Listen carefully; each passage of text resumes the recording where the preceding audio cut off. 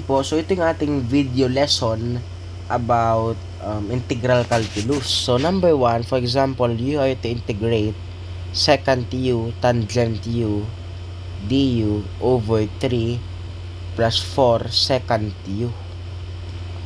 Okay, so ang technique po dito, alamin natin yung derivatives. Okay, so first step, differentiate the denominator. Anong derivative ng 3 plus 4 secant u? So, ang derivative ng 3 is a constant. So, this is 0 already.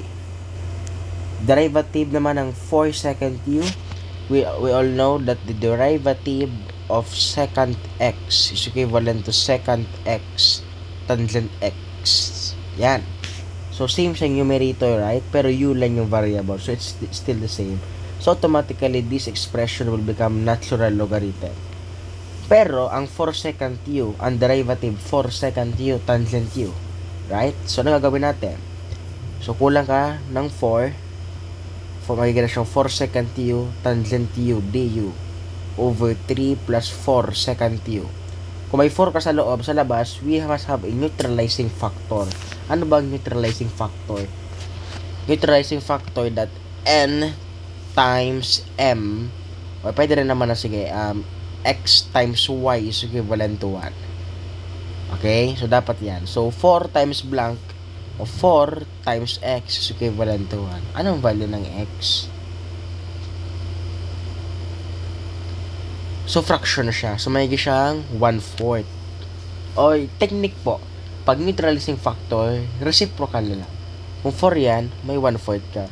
So, ang sagot mo dito, 1/4 ln of 3 plus 4 secant u and arbitrary constant ng integral calculus plus c. So, yun. So, very important po ito. And then, pag differentiate mo naman ito, lalabas yan ulit. Okay? Yan man lang po lalabas ulit dyan.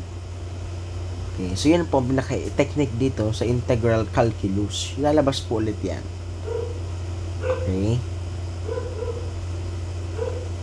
For number 2, for example, you are to integrate, for example, integral 2x plus 5 dx over 4th root x squared plus 5x plus 6. Paano to? First step agad, derive, itaas mo muna itong 4th root of x squared plus 5x plus 6 sa numerator. May siyang integral of the 4th root. Gawin natin exponential form, x squared plus 5x plus 6 raised to negative 4, 2x plus 5 dx. Tapos, differentiate the u. Let x squared plus 5x plus 6 the u. And let 2x plus 5 the du.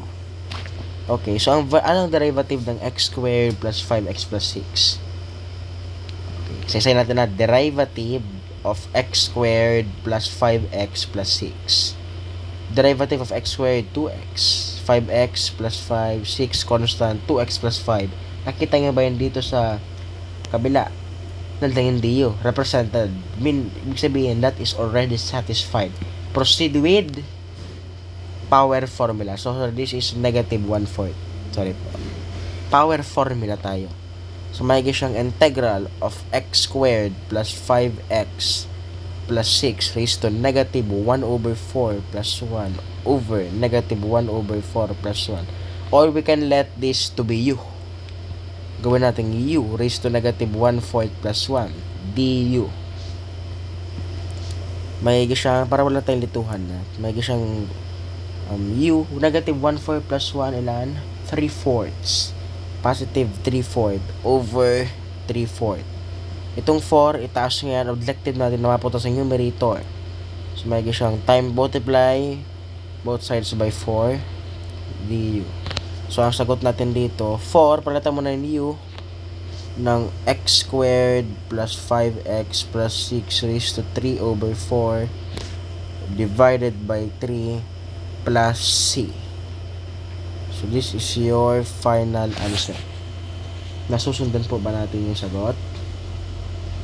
Okay, very good. And for the last problem, last item for this integral calculus. Okay, so for example, ang given natin is Let me think of a problem. Let's say integral of 5th root of x squared plus 7 x raised to 12 minus 3x raised to negative 4 dx. Yan, ito basic calculus pa to. First step, gawin mo siyang exponential or rational function of fraction.